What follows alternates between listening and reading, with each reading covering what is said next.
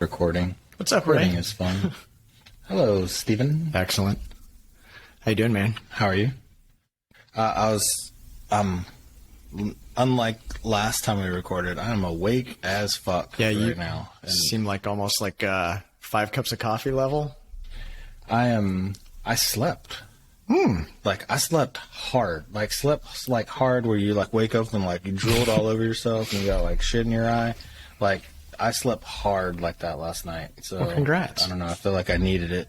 And it worked. I don't even know what I did. I just watched a bunch of not boring. I was watching Badass House videos on YouTube because that's what I do when I'm bored. And I was like, man, I love this house. Is so, yeah. I love going down that.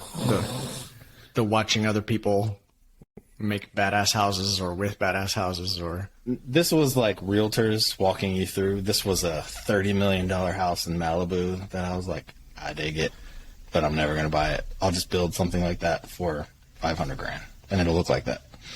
You know, dude, one of the best. Is that weird that my brain thinks like that? Like, is that a designer thing or is that just me being like, fuck you, I'm like so cocky? Oh, that you can build it for. Do anything. Yeah, I could do anything that somebody else is doing. I could do it better, and I could probably do it way cheaper than what you just did. No, that's good. That's what you should be thinking about as like product designers. Like, how can I achieve the things that I want and actually achieve them? Because like we look at these. Okay, so here's a good example. Back in the early days of mobile design, when we, the Wild West, there was an app that was called. I can't remember what it was called right now, but it was like a Facebook / Twitter / Instagram. Man, it's on the like an aggregator. No, it was like its own community. But it did everything. But it did it really well. But it had this little post navigation button that was just a plus. It was like the first one. You would hit it, and all the options would fan out, and then you could do like basically a comment or a tweet or a image or whatever. Yeah, and it was red. It was red. I know, this sucks. I love it. No, it was my favorite. Like that animation. No, that animation, which Pinterest now has, that was like they were the first ones to do it, and I totally remember. It also had a clock, and the actual hands on the clock would animate based on what time it was, and it was like this tiny little detail. I know exactly what you're talking about. Well, we're definitely going to have to remember that at some point. I'm kind of searching and I'm not finding it. But was it Ryan Carson, one of Ryan Carson's products? No, it wasn't. There was Path. It was so good.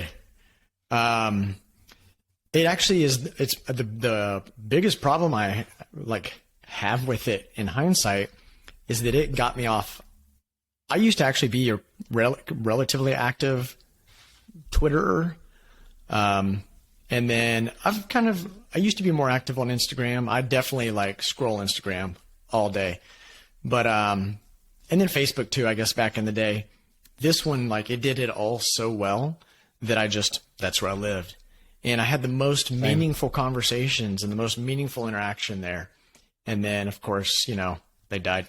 I was actually back in the day, I was this before, Facebook either had a mobile app. I think it was before they had a mobile app.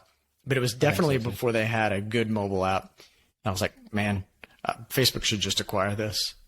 So good. But I know. What do you? It's totally random, but now I care. Do you know what happened to them? Did they get shut down? Did they get acquired? They got acquired what? At some point. There's actually a long story to it that I don't remember. They got acquired by, I think, a Chinese company, and then the Chinese company relaunched it. And people kind of got back on it, but it just, at that point, all the other social apps had already made drastic improvements. But let me finish my story so we don't leave everyone hanging. Sorry. So that it would fan out, and it was really, it was a notable feature. So every mobile client that we would have, again, this was 10 plus years ago, they would be like, yeah, we want that. And to build that custom, it was like a $50,000 feature. I mean, it was a really expensive feature to to build that, because there wasn't like a navigation, library or anything you could get just to like plug that in.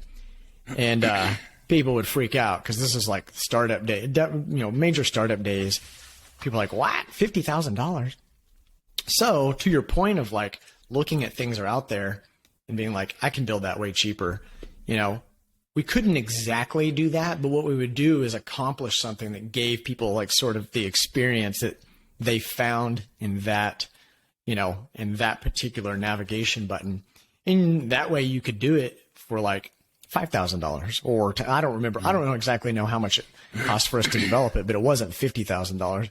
But what we were able to do is kind of understand what they liked about it. And so I think with you're looking at these $50 million houses or whatever, there's things you see about it and you like, and you're like, great. Now theirs are probably also in these like insane locations. And of course they're paying like top level architects and laborers and all this, which is where we go like, okay, well, we can tell you what to do and we can kind of direct you. And I mean, we could definitely do a lot of those things, I believe. And maybe I'm just cocky too, but yeah, that's just part of it, man. No, but like this one in particular, it had this whole kind of modern barn look, which is what I've been actually looking to do, is build like a barn dough. And so the whole time I'm looking at it, I'm like, yeah, I could totally do that. Like exactly what you're saying. I was like, this is the exact style. That's the pitch of the roof. I could do a metal building. It could be this size. I'd take out that stuff that they did.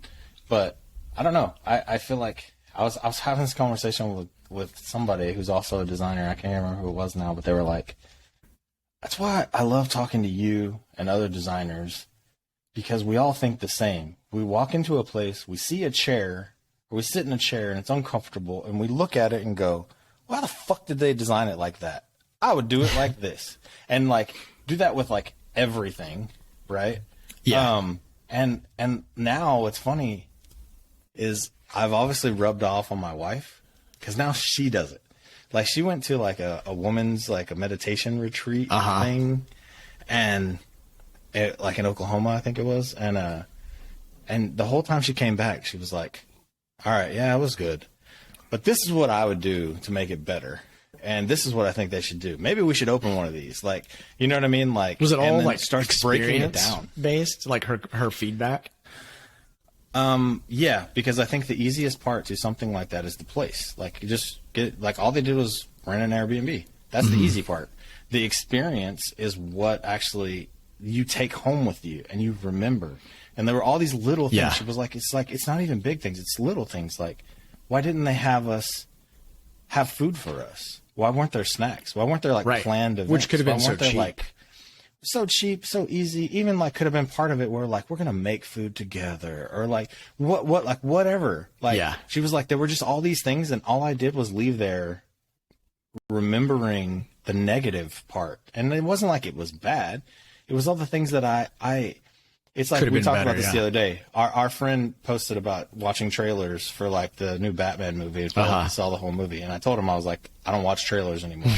And the reason for that is when I see a trailer, my brain goes, oh my God, they're going to do this, and they're going to do this, and they're going to do this, and this is going to be so awesome. Yeah. And then I go watch the movie, and they didn't do any of that, and I fucking was like so disappointed. Right. And they show all the best shit in the trailer, so when you're watching the movie, you've already seen all the good stuff, and then everything else is just like. But my point is, your brain has a prediction with everything that has an experience. And if it doesn't live up to your prediction, it's in the negative bucket. Sure. And so the goal of anything that you do, any product, any company, any whatever, is for someone to just leave there and having the slightest experience that's in the good box. Yeah. Instead of the negative box. Because if it's even just the slightest good, and it still could be better, but it was good, all they do is talk about the good. Mm-hmm. When you're in the negative box, all they do is talk about the negative, which, I mean, look at Yelp or any other review service. There's not people praising how great the place is. Yeah. It's people just shitting on it because that one person had one thing and it was cold. but 8,000 other people that have been there had the best meal of their life. But all we Right. get to see is people shitting on things. So, which that's a whole other thing. I fucking hate review sites. But anyway, Well, that's like, I'm sure you've heard this. A good experience goes unnoticed, doesn't get talked about, but a bad experience, people notice and will shit all over it. Which is kind of interesting because That's it's good. so like, you don't get the gratification. I mean, people like to know they did good work. And what I think a lot of designers need to understand is that if you did good work, like it's your, the way you get good feedback is maybe through no feedback, because that's just people, you're like you said, like people have these high expectations anyway. And I mean, also people just, it's not normal to like go, that was so good, I'm going to take time out of my day to go praise it. But when people have a bad experience, like they get this energy and it's negative energy and they're like, I'm going to tell everybody how horrible this was. which, I mean, I'll throw myself under that bus. I don't write negative reviews, but back like in the day when like everyone had a blog and like, was on Blogger and like all that, I look back at all my blog posts and most of them were very like negative and rage. Dude. You know, like I had my to- site got hacked and I was like, fuck this hosting company. They're a piece of shit. Fuck them. You know, like, and so it's like, I look back and now, but then what's interesting is there's a transition. When I had my, like when it all was new, like I'm talking like live journal days, it was, I was all negative Yeah. when I was younger. And then when you look at like more of my like Medium stuff that was like more later, which I still need to write some more. It's much more positive. It's much more, here's what I went through. It's much more how I do the things I do, you know? And like, so it's like, it was definite like young man rage into adultness. I thing also that was wonder happening. if it's, well, you said this was two different, I mean, it was two blogs, but I had to keep myself from posting negative stuff on Twitter because you have a bad, I would almost use it as like my public review of things. I don't know if it was, I can't remember exactly what it would be, but pretty much anything. It would be like online services. That's pretty much what it would be. And I'd have these Yeah. bad experiences and I'd be like, well, I'm going to publicly roast them. And then, I mean, I did a few and then I realized I was like, man, all I'm doing is like using Twitter to shit on people. And it's like, now I have this like negative Twitter and I hate that. Like, I don't want to be just what's- negative. What's interesting about that is I would do the same thing, but with something in mind, because every time it would happen, like I like pick a company, Verizon, right? And be like, fucking Verizon, I can't get any service in my house. And then the reason that I would post it is then now Yeah. Verizon customer service replies back and Yeah, be like, totally. I'd love to help you with your thing, because I've already gone through the steps of trying to do this on your website. I've already called your customers for it and no one could help me.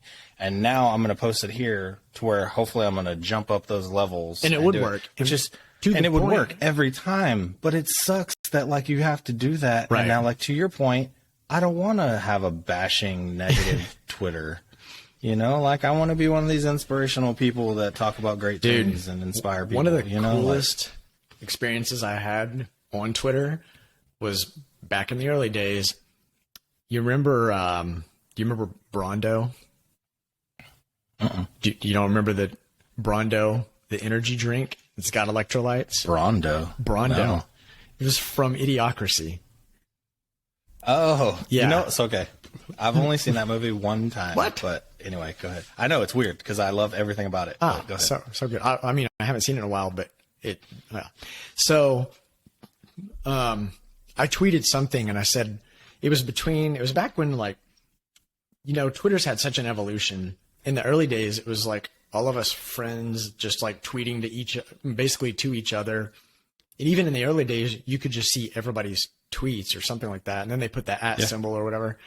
But I tweeted to somebody in my office. I was like, Brondo, it's got electrolytes.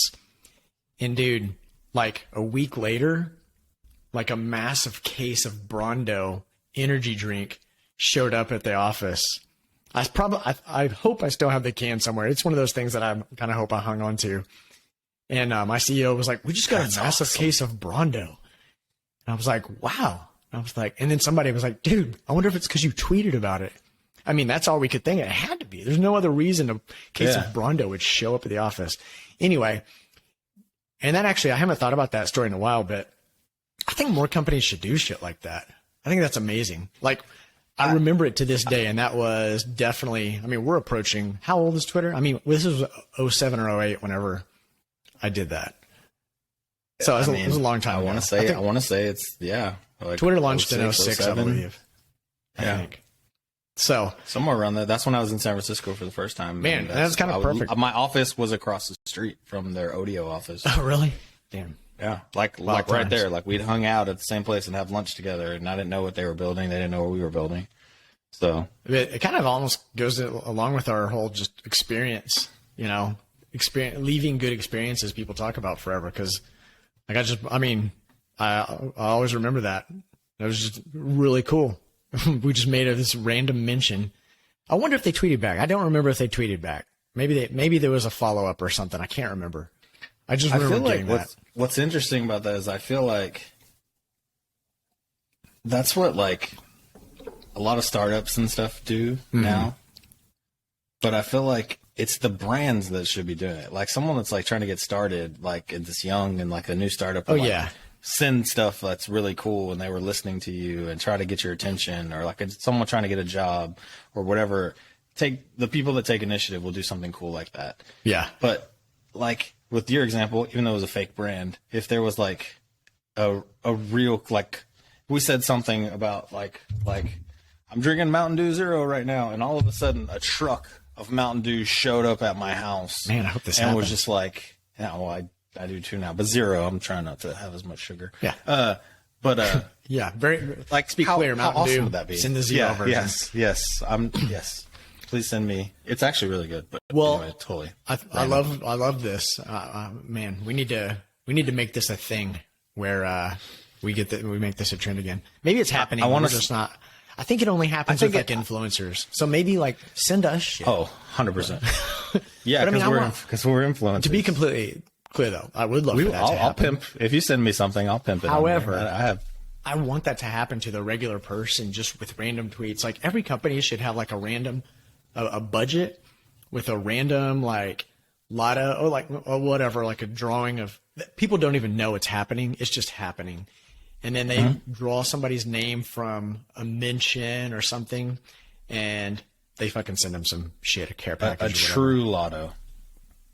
What do you mean? Like the Texas Lotto Mega Millions is like, I'm trying to buy a ticket and I'm trying to win. Like I'm taking initiative for this one prize. Well, what you're talking about is a surprise and delight. Surprise lotto. Like yes. All I did was I'm just a fan. All I did was say hi. All I did was go, oh, I like that, or I like that. You didn't have to respond. You just liked it or whatever. You're just somehow following that person. And I haven't thought this and through. Something magical happens. Totally. Like, I think that's amazing. Because now it's like you've done two things. It's one, I mean, people. We're going to do that. Big companies, though, they do it for the press, right? Yeah. What I think me and you are talking about, like, let's say we did that, we'd be doing it because it's like we've just made our best friend. We just made like someone that's like part of our crew, because it's like we just made their day. They're going to remember us. Like we're someone that suddenly became special to them, you know? And like, how fucking crazy is that? Imagine too if they're like in another country. We've never met you. We probably don't even speak the same language, but I just made your day. Like, how fucking amazing would that be? Like, that would be so awesome. That's dope. What's crazy, though, I was trying to circle us back because you had said something, because I wanted to talk about something, and we've gone so far another direction that I don't even know how to bring it back. Well, just jump into it. But you remember it? Because I wanted to talk about research. Because you had said, when we were talking about, like, I feel like I can do it better than everybody, and like, what, you know, like, I just want feedback, and then how like it's always negative feedback, and how like there's something to negative feedback, right? Sure. And I think there is like feedback just in general. When we were talking about building products, I think people always think, which I have to deal with this all the time. Like when we do product research, user research, all of this kind of stuff, you don't always have money or a team, right, or people to be able to actually do it in like unless a very you're in massive corporate, then most of the time you don't. Yeah. And it's like sometimes though, the client thinks that they know everything and they just fight you and don't want to do it. Yeah, that's not uncommon at all. And Well, and let's be fair there. They don't know that. I think when you get into the field of the line of work that we do, you start to learn more quickly that you don't know what you don't even know what you don't know. That famous phrase or whatever. But don't know what you don't know. But yeah, and so the clients, like, they're the subject matter expert, so they know what they know, and that's what they think is right. And so it just depends on if you have a client that's open to it or not. Because I mean, I'm with you. There's definitely shitty versions of that, but I also want to, I know there's been clients that I've had that are like, okay, this is what, we know this is it. And we're like, okay, well, you just, let us try some things. And then you do a little, thing and you open their eyes. You do a little workshop or do a little research experiment. You kind of open their eyes and they go, oh, okay, I want more of this.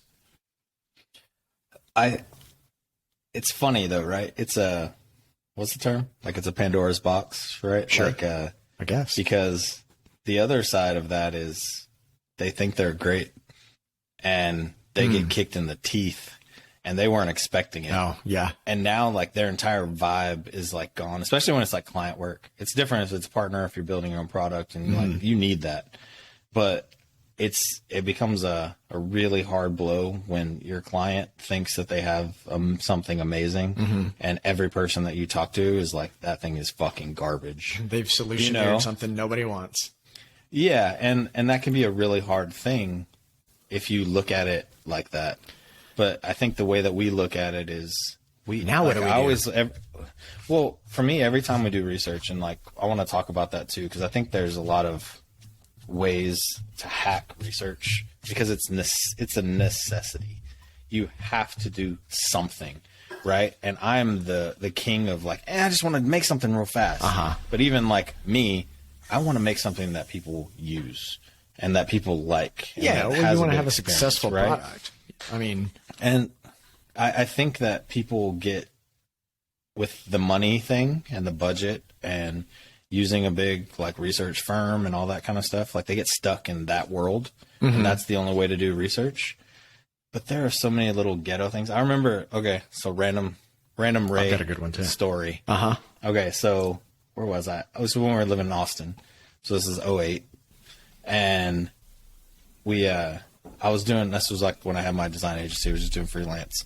And I'm doing this work for this like guy that made like live cameras like this, but like back then. And it was like the hardest thing in the world. But he was doing it for like tutoring and like how to learn chess and like all this kind of stuff. And like actually had a pretty decent following. And I was like, but he was just like a dude. And he was just like, I'd show him stuff and he'd be like, hey, I just don't like yellow. I just don't, like, I'm not feeling that. And I was like, but you're not the customer. They are the customer. I was like, you got to figure out a way that we can go talk to the customer. I was like, it's not. And I was like, I'm young. I'm all cocky. I'm just like pitching to him. Right. And I was like, I was like, for a few $100s, you could go find people to give you some feedback on stuff. And he was like, here, go do it. And like, he was like, because I had mentioned, I was like, we could just go down to the coffee shop right now and just talk to 20 people. And he goes, go, I'll pay for it. Go right now. And I was like, oh shit. Okay. You want me to? He's like, fine, right, show me then. You think you're so smart? And so I did. I literally went down to Starbucks and I told it's a process, right? Like I told the people that work there, hey, I'm just trying to get some feedback on this design. I'll buy anybody that comes in the line's coffee if and if I can talk to them, please don't kick me out. I'm not trying to solicit anybody. I'm just, and they're like, oh yeah, it's cool. Whatever. Yeah. I showed them the design and they gave me some feedback. Right. So I was like, there you go. Data point of 1, and then I ended up buying a bunch of people coffee, got feedback, and there was a bunch of stuff. I came back with all these notes. I was like, look, I talked to 20 people. This male, female, this age, this what they do. These people are your exact people you're trying to target, and this is what they said. And he was like, "All right, I guess we'll do that from now on." That was awesome. Thank you. But good experience. I think I spent $50. Yeah, and I went to a coffee shop, and I actually got legit, real people talking to me, But this is the thing that I learned. People are very scared to be mean, right? Not me, but other people in the world are scared to be mean. And so the first thing, like doing this, like you've probably done this a million times now at this point too. But when we do research now, the first thing I do when we walk in the room is I go, hey guys, how's it doing? How's it going? Like this is what we're going to do today. We're going to look at some stuff and I really need your feedback, but please shit all over this product. Yeah. Like, I don't need your, this is great. I don't need your, I like this color. I don't need your, I want nothing positive about any of this. I want to hear everything you hate. And just saying that to them, they go like, they're like this and they go, oh, okay. Good. I feel good now. All right. I'm going to tell you everything that I'm thinking now. I was so scared because this is like a research thing and right. I'm being paid and I want to do the right thing and I want to tell you the right thing, and then like you just ease it. And then now they're just like so honest. Yeah. Right. So it's like, you got to like set that mood of like, I am okay with you shitting all over everything. Totally. And especially when you have a moderator, because they can be like, I didn't design this. I don't have anything to do with this. You tell me what it is that you really think about it. Yeah. Be blunt, be honest.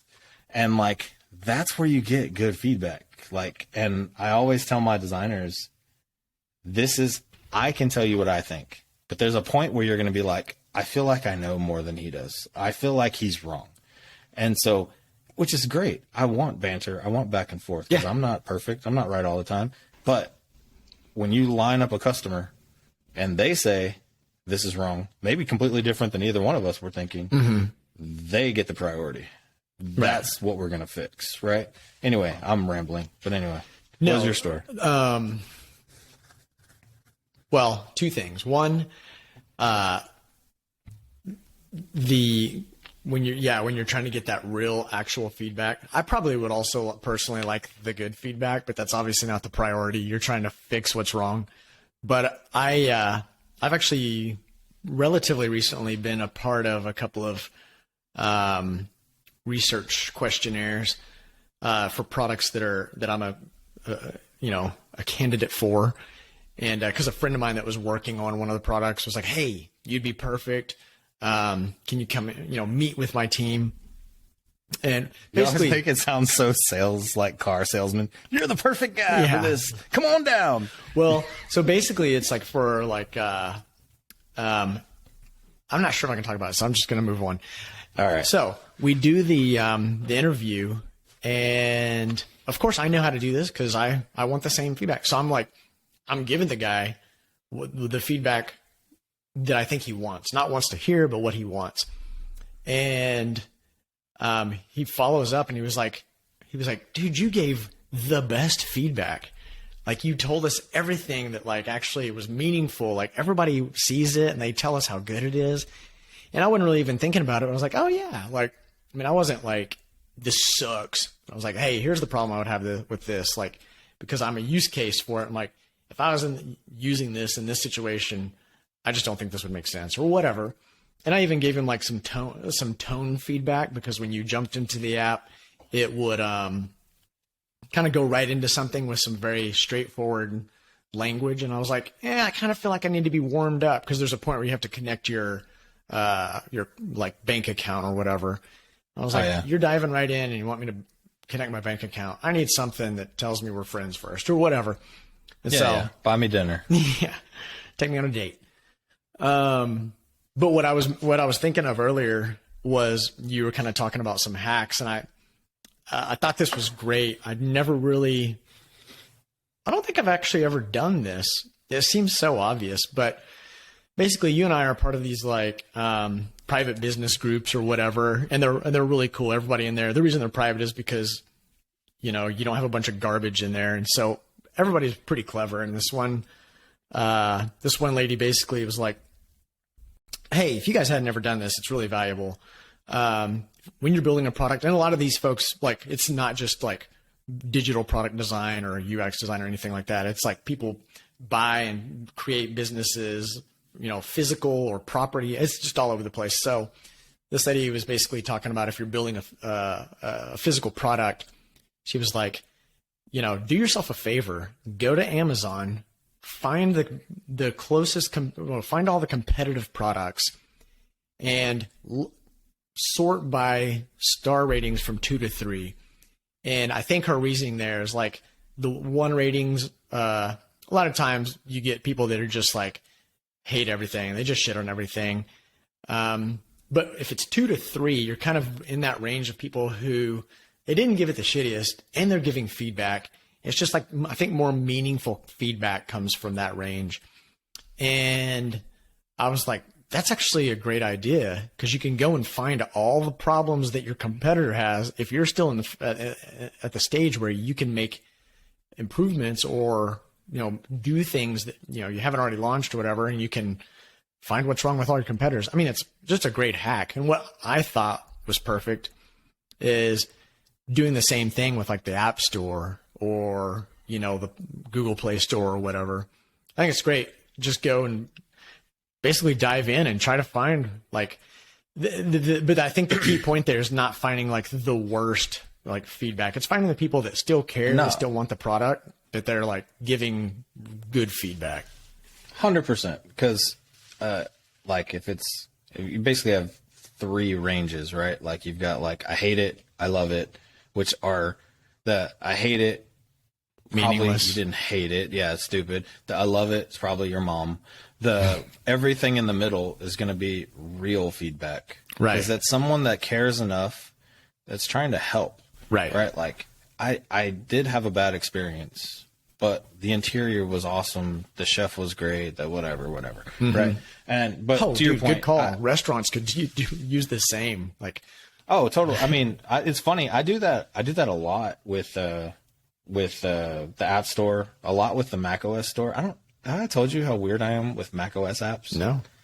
Like I live in that store, but I don't even use a bunch of apps. I just love seeing what macOS apps, because I don't feel like it gets the love that the iOS store gets. So I'll literally just look at macOS apps as soon as they come out, and like I'm reading every review, and I'm like, okay, and then what? So this is sideways, but still in the same vein that you were talking about. It's just it's kind of a beautiful app. No, well, so I do the same kind of hack that you were talking about, but not necessarily for research and feedback, which I think is a great hack. I love that. It's awesome because you could do that yourself. You don't need other people involved, and you could do it for free, right? Yeah. But I would do the same thing when I'm trying to figure out and decide what to do next, what to build. Like I would because it's like you always think your idea is original. Then you go and you look, and there's like 50 people that have done something in the same vein. Well, I go and I look at those, and I read their reviews, and then there's this kind of calculation you could do where it's like, all right, if we got 50 reviews, maybe 1 in 100 people will write a review, just coming up with a number. And so that means they've got at least 5,000 users, and the app's 99 cents, so they could make this much money. And so it's like I do these like calculations in my head, trying to like figure out standard metrics, like if there's, I know you just made that one up, but that's what I would love to kind of figure out. Cause I know some of these like businessy dudes, they'll say like, oh yeah, if they've got this many subscribers, they're probably doing this much in revenue, blah, blah, blah. And I'm like, I know you've told me, time and time again, there's like a lot of guesstimation, but are there some like generic ballparks for a lot of that stuff? For some stuff, for sure. Like, I mean, in advertising and stuff, like people always use impressions and like your less than 1% conversion rate, and things like that. So it's like your 1% is actually a decent ad, right? And so typically you're less than that. So like if you just want to make up a number, you just start at like 0.5% or 1% and times how many views you can get. Right. And that's like a way to like figure out some kind of revenue in like advertising. Yeah. But which isn't that sad? It's like if you're new into that space and you're like, we want 1%. It's garbage. I just spent 6 months doing all of this stuff and all this work for this campaign to get less than 1%. And that's supposed to be good. Right. But that's where you kind of have to zoom out, right? And you're like, well, there's like 1 million users or whatever the number is. That 1% is 1% of not like, you have to realize how it kind of multiplies. But I mean, it still kind of sucks. So this is actually a good topic to talk about, I think, because the problem with that social with marketing, with all of these like press type things, is there's a tangible conversion and there's an emotional conversion. And a tangible conversion means someone saw that ad, they clicked on it, they bought the thing, and it turned into money, right? But that doesn't mean that that's it. There's a much longer tail when it comes to conversions of anything. There's an emotional conversion where it's like, I saw that ad, it made me like it, then I'm a goldfish and I turned into something else, and then I like went on with my life, and then my kids took over, and then I had to make dinner, and then I did this, and 3 months later you see it again and you're like, oh yeah, I love that thing, I'm gonna go buy that now. But there's like, you can't emotionally track it back to that one ad that they saw 3 months ago. With cookies, you can annoy them forever and keep showing them the same thing over and over again. You can be like, yeah, that's why, but it still doesn't work as well. Like, it could be like, I saw it one time and I'm never going to forget it. And a year later, I actually pulled the trigger and I bought it. And it was that one ad. So that ad worked, but you have no way to track that you worked on me. Right. You know what I mean? Like, and that's what big companies, it's like they're about to like advertising, shut down the day so before hard. you made a purchase, and like, wait a minute. Yeah, when people are like, Facebook ads and these ads don't work, it's like, because we only got, in one day, we only got this many sales. Well, that's not how this works. That's not the game, you know? Like, anyway. Yeah, that's my tangent. I think the conversion funnel conversation is good, and I'm sure a lot of people will eyes are glossing over or whatever, but it's so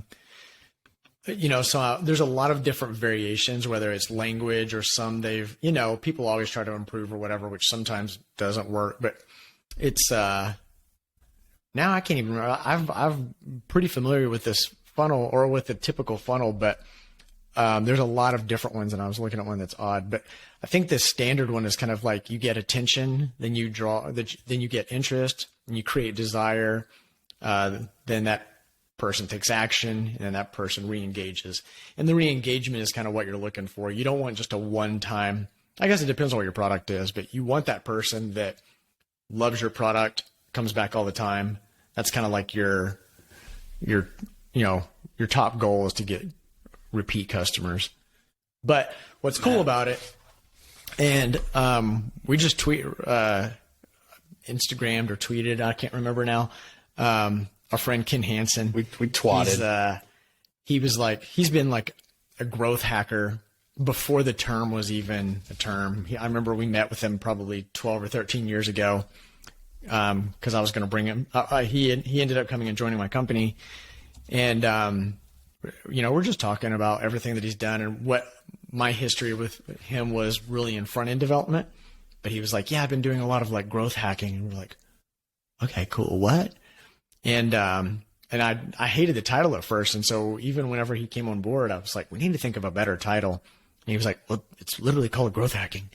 And I was like, yeah, but it doesn't sound good. And then over time, people were like, do you guys do growth hacking? And we're like, what?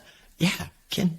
So anyway, of course he taught me a lot about this like funnel, and it was really fascinating. I've got this, I think probably I need to tell it another time, but basically like I had Ken, who was doing front end development. We were launching one of our labs projects. I said I needed to tell it another time. I'm just going to do the quick version, but then tell it. Ben Hernandez was like the lead designer on this product, and it was for Robin Lawn Care. It's that robotic lawn mowing company that was on Shark Tank and all that. But in the beginning, there was this marketplace, which has nothing to do with the point of the story, but we were building another labs project, and it was a digital wallet, and then the Apple Wallet and Google Wallets came out like while we were starting to build this thing, and we were like, this basically does the majority of what we had planned. So like, we're not going to be able to compete with these guys. And so we basically already had like the team together focused on a labs product, and we had already kind of like budgeted it out. We were like, okay, we've got other ideas. And so, but my CEO had this idea for a long time about lawn care. So we start going down this path, but it's like December, I think it's like the end of December, maybe early January. We're like, lawn season starts in like March. And so we had this like expedited amount of time that short amount of time that we had to get this launched.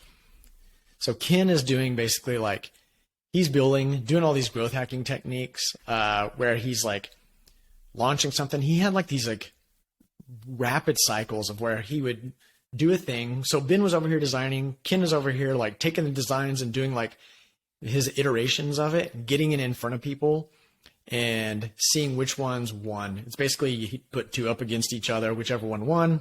He'd do this rapid hypothesis about why it won, try to utilize that to do an even better version of why he thought it won, test those against each other. And it was pretty cool. But one of the interesting things that came out of this was, Ben Hernandez was like creating these like beautiful pixel perfect designs, and Ken was launching the designs and they looked kind of shitty. And so Ben's over here kind of freaking out. He's like, dude, have you seen like what he's launching? It was like, I thought Ken was like the pixel perfect guy. I was like, dude, what are you talking about? I'm sure it's fine. I mean, you're probably being, the pixel perfect designer. Like that's, he's just, getting it done, and just give him some feedback. He was like, have you seen it? I was like, well, actually I haven't. So, cause I was busy. So I was like, well, yeah, let me review what you're talking about. And it looked pretty bad. And I was like, hey, Ken, man, like we need to like level up the execution of these designs. He was like, why? I was like, it was just the weirdest sort of like question. Cause he used to like, he and I worked together closely, and he was like the pixel perfect front end developer. He would like lay my designs over his stuff. And I was like, what do you mean? Why? He was like, dude, we're just trying to get feedback. We're just trying to like see what works and what doesn't. And I was like, yeah, but like it needs to look like a good product. He was like, does it matter what it looks like if it's a good business and it makes money? And it sounds dumb, but at the time I just never really thought about the designs we were putting out that way. Now, what I will say is that he maybe took it too far. But I mean, he was working fast, and he was like, he was Mountain Dewed up with the non-zero, like pounding it. I got more stories about Ken, but so basically there was like this middle ground, but it kind of leaned more towards the, looking not great. Like as a designer, as a friggin', OCD designer, it didn't necessarily make you excited, but as a designer that understands business and the value that Ken was getting, it was great. For me, it was actually a big eye opener because I got to see him, and it wasn't like, he was literally doing multiple experiments a week. So, I think it would be different if it was like, I'm going to spend, a couple of weeks or a month or whatever on this, and then we'll try it again. And if those didn't look kind of good, I'd be like, dude, come on. But he was literally pumping them out every week. Now, what I did tell him, or what we I didn't tell him, we basically decided together as a team because, Ben and Ken were kind of on far ends of the spectrum. We basically determined like, okay, let's just figure out what we think we need as a design team to at least give an experience that doesn't diminish the value of the product, right? Because if you go in and it just looks sketchy, like if it doesn't, how well-designed things like build trust. And so there's obviously a huge spectrum to that. And basically where we landed was like, let's just make sure people don't think it's actually some bullshit Garbage. that's just going to take your money, because you have to put your credit card in. I have two things to go along with that you just said. First, before your story, you're like, people are probably glazing over because we're talking about conversions and money and all that kind of stuff. And I think someone that builds products, if you're glazing over on that, that is the worst thing that you could ever do. Because your job is not to make something pretty. It's to make a thing that makes money. Oh, man. Like, you know what I mean? Like, yeah. This was like a really hard realization for me. Huge rabbit hole. I'm not an artist anymore. I am a product business person that creates things to make money, right? And it's a choice that you make. Like, you can be an artist, you can be a graphic designer, you can make cool stickers, you can do all that kind of stuff. Even that, like, sticker is probably a bad example because you need to sell them. But you get my point. You can be an artsy designer, or you can be a product designer that makes something for a conversion to make money, right? I feel like I'm on the Ken side here. Oh, even though I am too. What I'm saying is like, no, but hold on. I am a pixel perfect person. I love to make things beautiful and whatever. But even with my team right now, and part of like when I bring people on, and not even just my team, like with our executives, with like the entire company, when I meet with them, because I think that non-designers will get into a perception that the design team is just the lipstick on the pig. oh, They're just there to make the thing look pretty. classic perception. And so every person that comes in our company, no matter what they do, I have a meeting with them and I go, I'm Ray, head of product and design, whatever. And I go, and I don't give a shit what this looks like. I just want it to work. That is my goal, and my job here is to design the thing and make the thing, and my team makes stuff that works. And there's sometimes the version that looks badass, it doesn't work. Sometimes the version looks like shit and it works. And if that was ever the case, we're going with the one that looks like shit. And I'll even make that call. But luckily, because of our experience and all the things that we do, our team is awesome. And we're able to make things that not only look good, but that fucking work. Well, that's part of like and being that's the harmony. That's the goal, right? But, That's part of being a product designer and not a graphic designer or visual designer, right? Yeah. So yeah, that's very interesting that you brought that up because, you know, when I worked with the, you know, or the previous company, it was like, you know, we were a big consulting company, or that we became a consulting company. We started out as like a product design and development company and turned into a consulting company. And basically that was one of the pitches that was one of the things I would say when we were pitching clients that usually kind of went pretty well, was basically that, you know, our entire design team, because I'm trying to sell the design side of it. And then I've got usually engineering, you know, a cohort with me and a sales guy or whatever. And so my goal was like to sell my team's allocation basically. And what I wanted to make sure they understood was pretty much exactly what you said, which was, we're not just trying to make this look great. We're not trying to just make you know, we want it to be a great experience, but more importantly, we want to make a product that meets business goals, that, you know, achieves the business's objectives.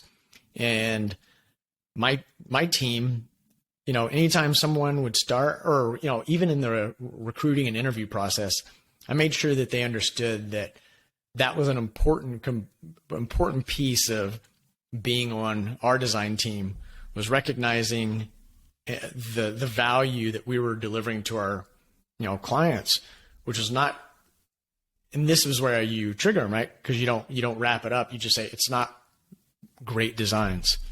It's not, you know, great UX. It's actually business outcomes, it's results.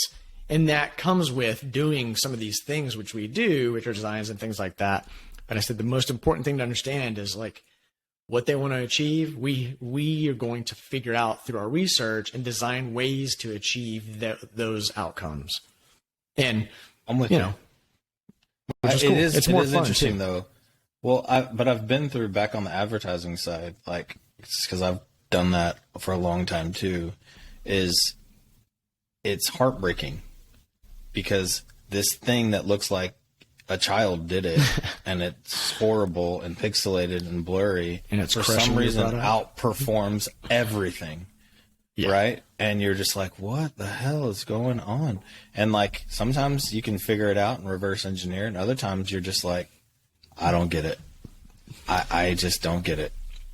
We, you know, when we were working on Robin, we had this landing page. And so Ken was testing landing pages and all that. And Ben and I thought we had it figured out. We got everybody's buy-in because it just made sense. We had this picture.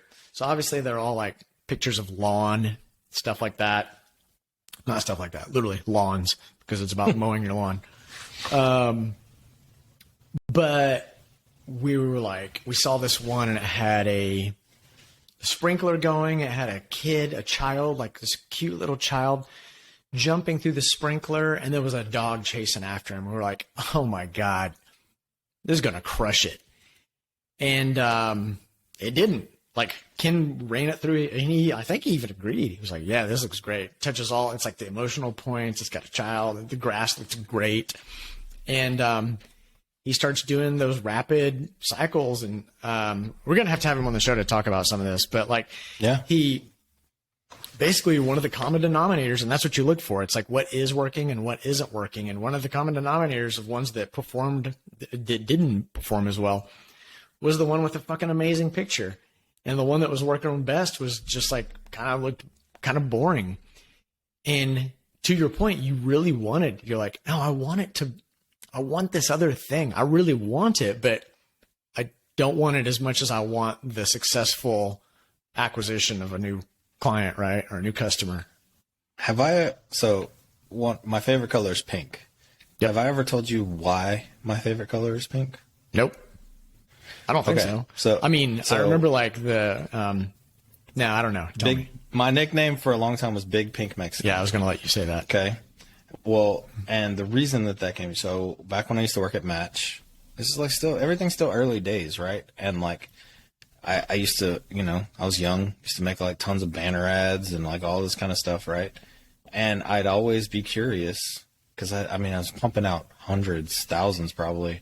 And I'd always be curious of like how they're doing, right? Mm-hmm. And then you just get a spreadsheet and it says banner 1, here's the conversion, right? And I was like, but yeah, this isn't telling me enough. And so I started making my own spreadsheets. No, I started making my own spreadsheets of like, okay, Asian man, background color blue, this set of copy, and like doing all the variations in the spreadsheet and then putting the conversion rates next to them.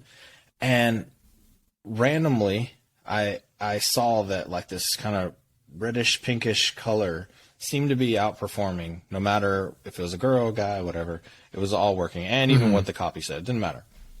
So I was like, okay, I'm taking this as a challenge, and I went and I made a banner that was the hottest neon pink. It had like I made a male and a female one, and they were both blonde.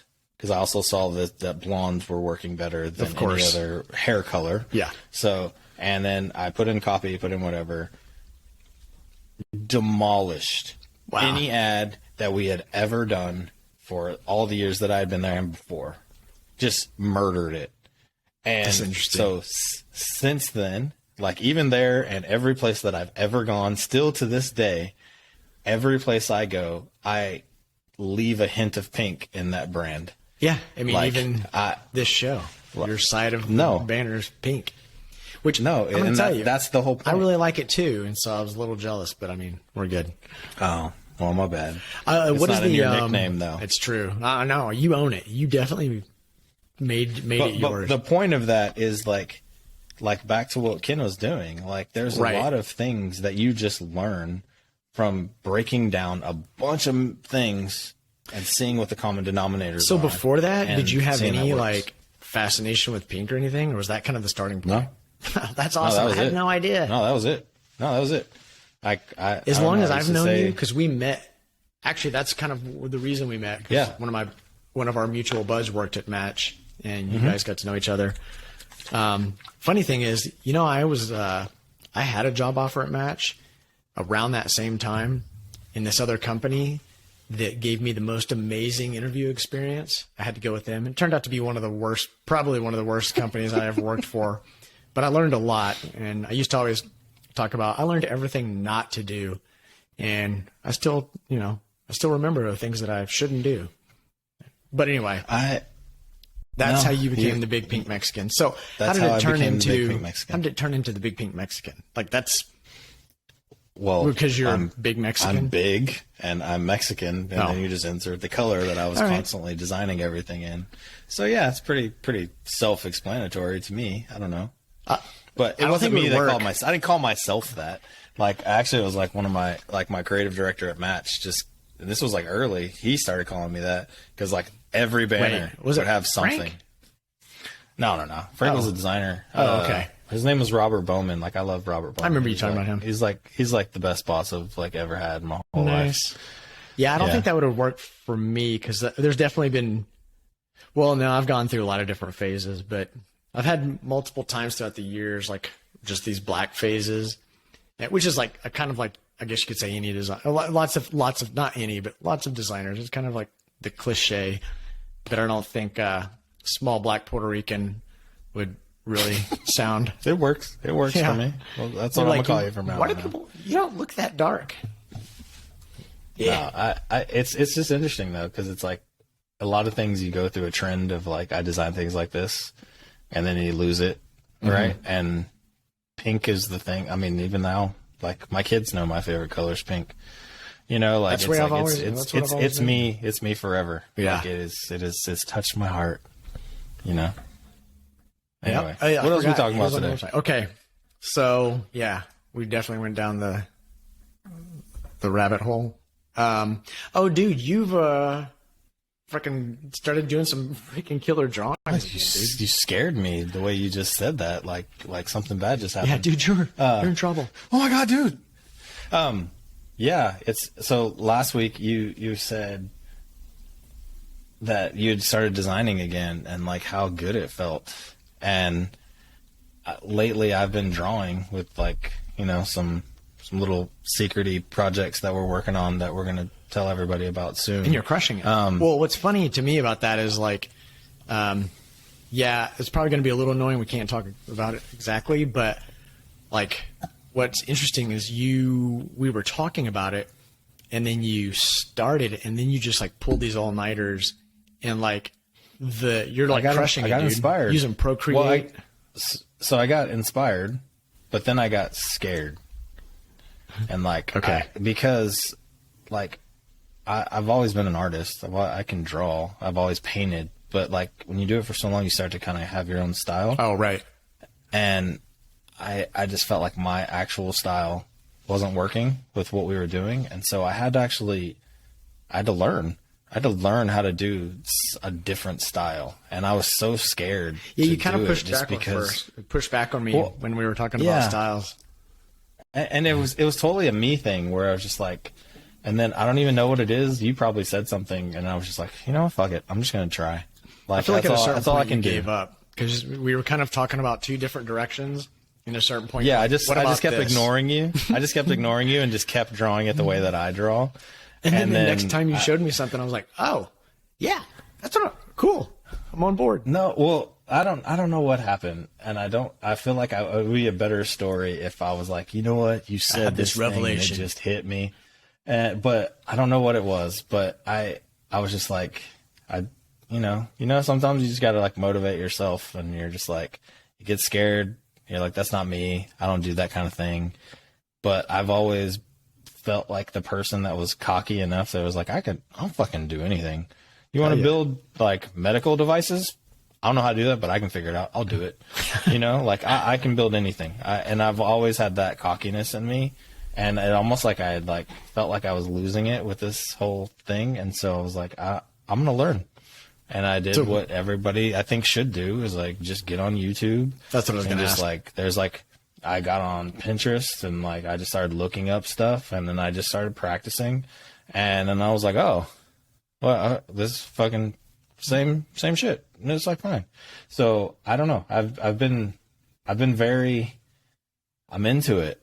Not like I'm into this new style or into whatever. I'm just like into drawing again. And I go through these spurts though. Like it happens like every few years where I'm losing it. Like, I'm going to forget how to draw.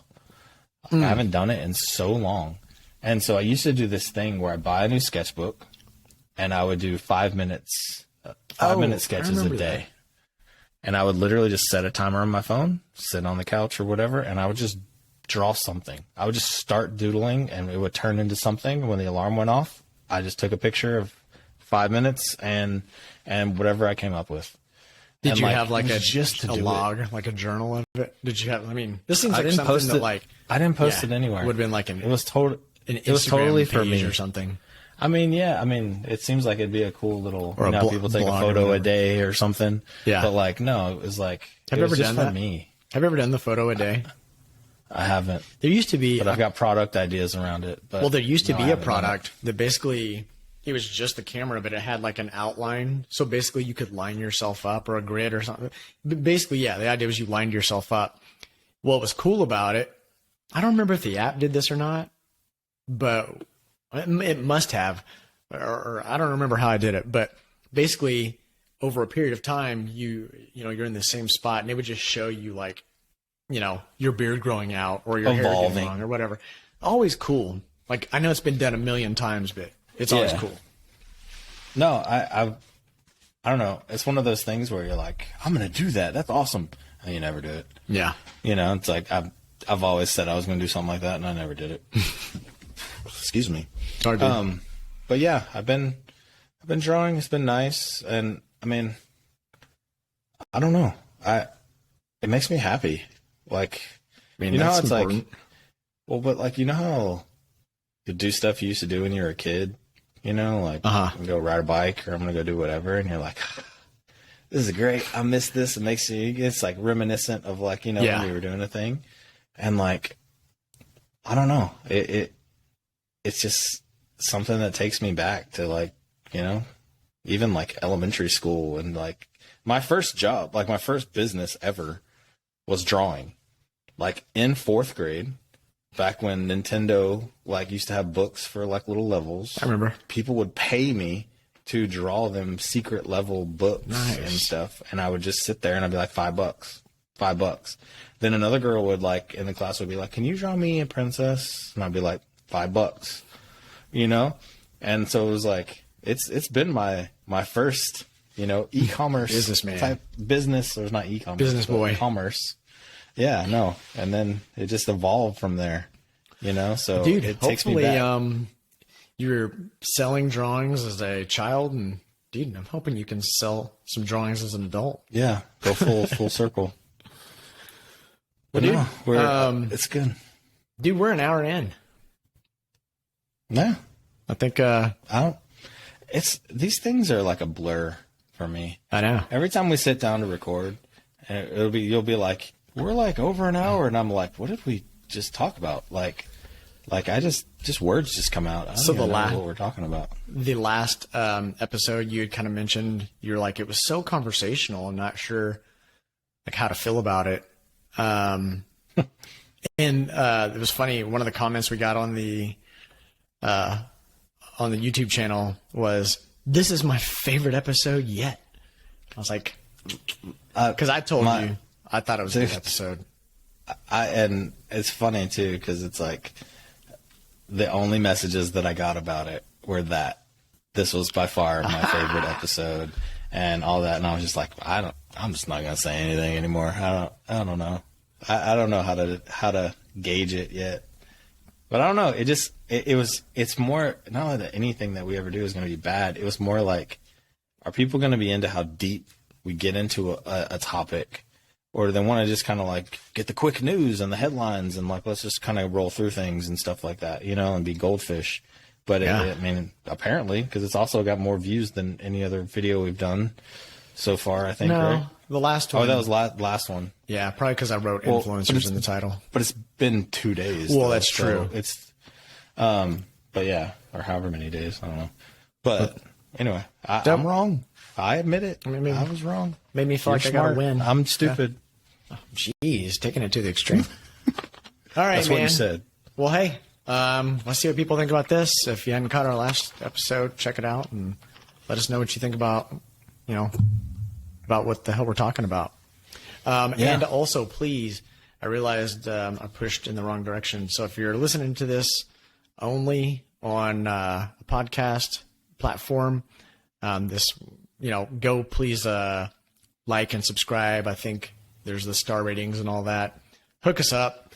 If you're watching on YouTube, subscribe, like the video, add us to a bookmark. Put it on I think. repeat. Put it on Yeah. repeat and just like mute it. Just let it just keep playing over and over again. Yeah. Yeah, that's one of the metrics is how far how far people make it into the video. So yeah, just play our shit in the background. It's perfect. Yeah, and actually, totally. I don't know if I told you, but I've gotten a decent amount of feedback from people that are just like, yeah, we just play this in the background and while we're designing, and it's like other designers around us just shooting the shit. I was like, I love it.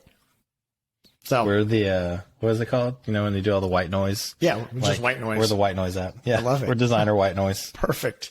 I'm gonna put that in our description somewhere. I think I'm serious actually.